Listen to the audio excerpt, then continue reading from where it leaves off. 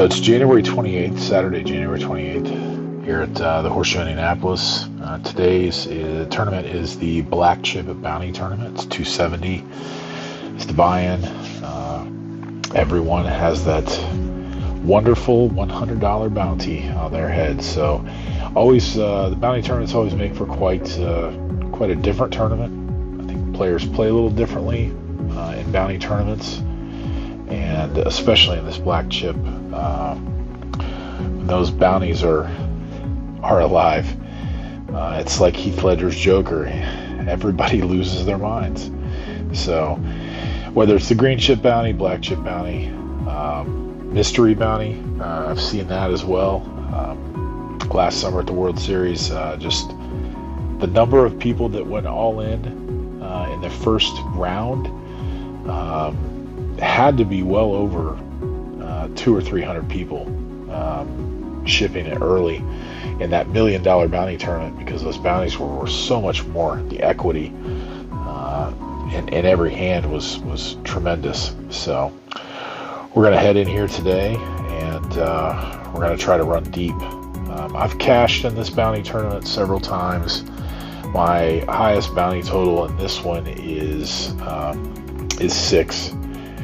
6 bounties on a Saturday. I've gotten deep in this one a couple of times this year since they started tournaments in June. So we do pretty well in this one on a regular basis. Usually it's a somewhat deep field. I would expect anywhere between 55 and 75 players on Saturdays. There's just so many other tournaments that offer great value around the Midwest.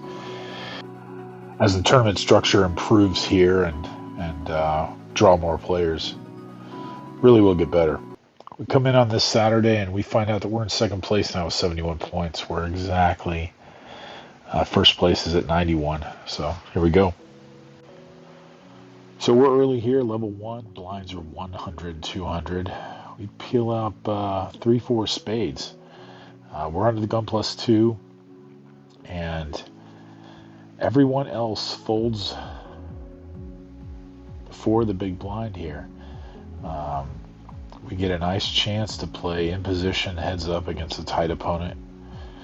We can reasonably put him on a pretty small range of hands here, raising 3,600. He's got me just covered, so he's got a little over 16,000 chips himself. I've got 15.5K. He makes it 3,600. So I'm really putting him in, a premium hand, top of his range most likely, as he doesn't make it 3,600 here with blinds 100, 200 out of position. So I decide to flat, and we get a incredibly favorable flop. We get a 6-5-4 flop for our hand. So we're open-ended with bottom pair, and he doesn't hesitate. He ships it. He has me a little bit covered, so I've got to put my bounty chip in there, and he turns over ace jack of hearts. So no pair and really no draw. And we run out 3-4 for a full house. So quick double up that sends us on our way to what hopefully becomes a deep run in this tournament. So we take down a nice sized pot, 32K pot here, and this really kind of propels us. We don't see any real hands that we can record that we get with notes coming up, but our next hand is a really good one, so let's get to that. So this next hand comes in. We're at level 7 now. We pick up King 8 of diamonds in the hijack, and there's 47 players left. Our blinds are 600, 1200 with a 1200 ante, and we're 8-handed right now. So we pick ourselves up in a pretty good spot. We've got 76,000 effective. Good for about 70 big blinds, a little over 70 big blinds, and the action gets raised to 3,200 from the 7 seat, and under the gun plus 1. Big blind flats, I flat, and we get a board of king of hearts, 8 of clubs, 3 of spades. The big blind checks, and the under the gun +1 decides to bet 32. So he down clicks a little bit from his original raise. Big blind folds after I flat.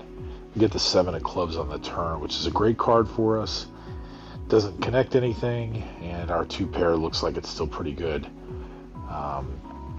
This time though, our opponent under the gun +1 checks, so it gives us an opening to pot control and to build a little bit of a pot anyways, and that's what we do. So we click up to 7,500, and my opponent thinks for a short while and decides to call.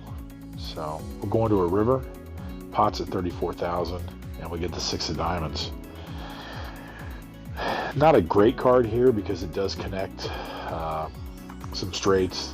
The club flush misses, so not too worried about that. He could be on a king, he could have been on a club draw, but I decided to make it half pot size bet here on the river after he checks, and he flat calls. So we never see what he has, he doesn't tell us what he has, and we pick up a nice 66k pot to put ourselves over 100,000 now. So really nice little pot, and just a good position to be in. This hand just further allows us to go deep. Come to this next hand, we're in level 12. Blinds are 2K, 4K, 4K, 13 remaining, 6-handed here at our table. And we pick up pocket 8s. This hand is a hand I particularly have come to loathe. And we take this pot down with no resistance. I'm showing this because this past summer at the World Series of Poker in the $1 Million Bounty Tournament, day 2, I pick up this exact hand under the gun in hand 3 of the day 2 restart. And I fold it with 240k effective. So I'm going to let you guys listen to the audio here, and I'd like to hear in the comments what you would do in this situation. I was first to act. Yeah. That's the median? I hate when, yeah.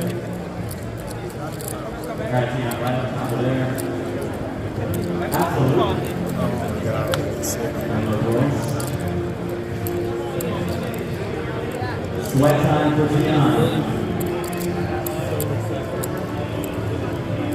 With a no play. The final to pay for play, $50,000. So after reliving that anguish again, we're going to come back to the hand right after the 8s. Level 12, blinds are still 2K, 4K, 4K, 13 are remaining. And we've got 155k effective. We pick up a nice 9 of diamonds, 10 of spades in the hijack. We've got the small blind and the big blind who want to be active in this hand. Small blind makes it 10,000 on top. Big blind just flats, and I decide to flat as well. So we're going to go 3-way to a board of 9 of clubs, 10 of hearts, 6 of hearts. Pot's 44,000, and we've got a pretty good spot here. Small blind decides to lead in first for 16,000. The big blind will fold here. We've got a decision coming up if we want to raise, if we just want to flat, see if he's got another bet in him. Big blind decides to fold, and I decide let's play for more. We make it 40k. He thinks for just a little bit and decides better of it and folds.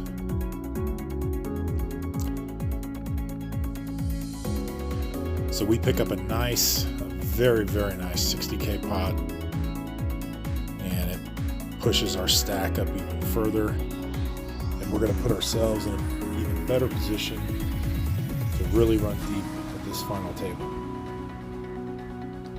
So we come to the final table within a few hands after the 9-10, and 72 players started the tournament, not 10 remain.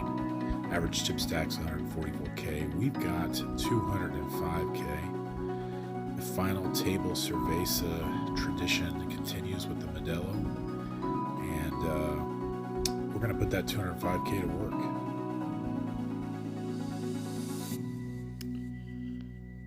All right, so we're coming in here to level 13. The blinds are 5K, 10K, 10K. I'm in the big blind. I've got 20,000 in the middle, and we pick up ace of spades, 5 of diamonds. We're 7-handed here. So we check it, and we get a pretty favorable flop for our hand. Comes ace 3 deuce. Board's a good texture for our hand. We've got top pair, and we've got removal to someone having the wheel right now, so we check it. Our 2 opponents check it back, and we bink the turn with the 4. So we not only make the straight, there is a higher straight out there, obviously. But we've got one of the 5s, so we've got some removal. We make it 15K. And the cutoff calls.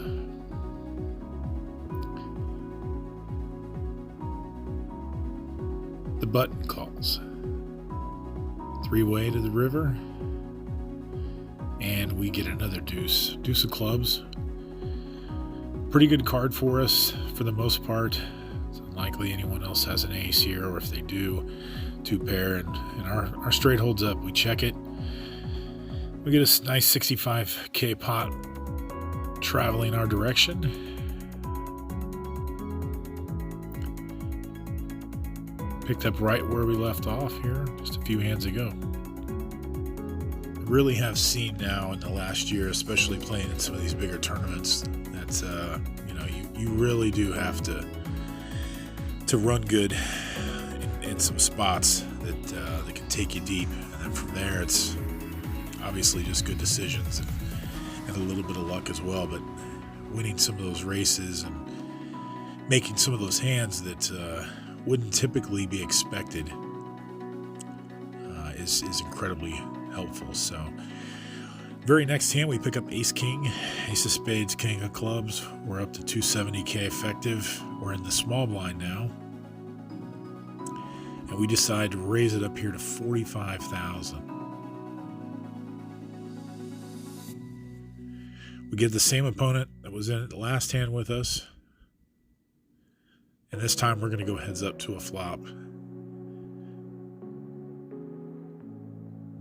And we get a really favorable flop for our hand here. We get a deuce of hearts, the king of diamonds, 10 of diamonds. Have no removal to diamonds, and there's a couple, there's a straight draw obviously out there. The diamond draw, and he may have a 10. So we're going to try to max value out of this hand, and we go in for 45K this time, and he instantly calls again. So likely he's on a draw here. He might have a 10. We get a really good turn, really, really good turn. The 3 of spades really sits well with our hand. Very unlikely he's got a set of 2s or a set of 3s. 10 likely, and he's probably still drawing. So we go ahead and we decide to commit all of our chips here. We had him covered to start the hand. I feel pretty good about our hand here, and he's going to noticeably tank for about 10 or so seconds, 15 seconds. And once he gets the count, which was 150,500, we really feel good about where we're at, and the fact that he didn't snap off like he did on the flop bet that was put out there. So we've been in several hands with him all night at different tables, and he's definitely a sticky customer. So he gives the bet its due thought, and here we see him really kind of wonder where he's at. At this point, I really thought he was going to call. I did feel, but then he decides to let it go. So we end up taking down a really nice pot, which pushes us even closer to the chip lead. So this will be the last interesting hand that we play the evening with. We get into a couple smaller hands, chip up, chip down a little bit. In the end, we end up chopping 5 ways, and we were second in chips at that point. Turned a nice 2K profit. The next few nights are going to be big, as we've got a couple big ones coming up, and look forward. I'd like to thank you for checking out my vlog, and this is going to end with a food review here in Indianapolis. It's Fat Dan's Deli, 4 locations. Been to the Indy and the Carmel location. Great Chicago style deli food.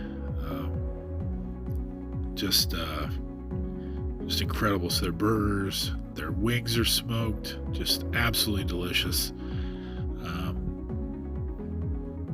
Love going to this place. So if you're ever in Indianapolis, Carmel, Bloomington, check it out. Great menu. It's definitely not going to be a health conscious restaurant necessarily, but you can still eat small and at the same time get big flavors. So sharing portions is always great. They've got an East Coast sub, deli sub, burgers, the wings. Absolutely great location. Love the service here. So thanks, Fat Dan's. This is going to wrap up episode 3. We've got a couple big tournaments coming up. So I'd like to thank Fat Dan's Deli. Love going there. And I'm always going to give you an honest review of the food here. So, and anywhere I go. So have a great day. Be sure to like,